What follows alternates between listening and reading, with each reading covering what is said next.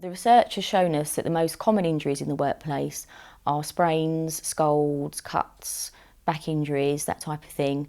But there can also be very serious accidents at work, which can include broken bones, electrocutions, severe burns, amputation, or on some occasions death. Very simply, the legal requirements when it comes to health and safety are that all employers simply have to assess their workplace.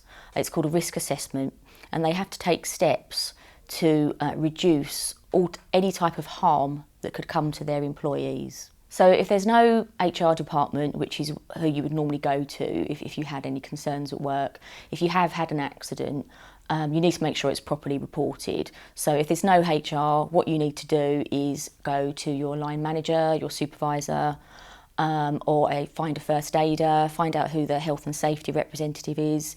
You might have a union representative you could speak to, basically someone who is the next level from your position. If you can't find anybody who's willing to deal with you or speak to you, then you must put it in writing to somebody.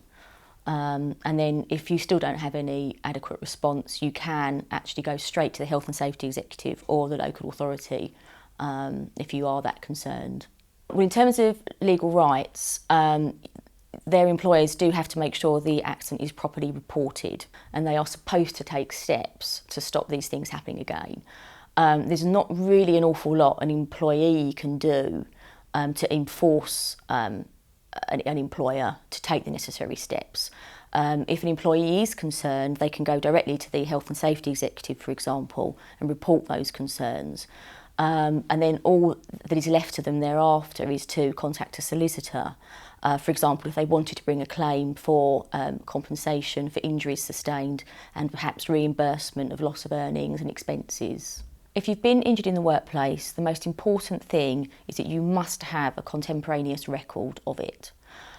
Your employers should have this in hand, and they should be doing this, but if they're not, you must make sure that the accident's reported.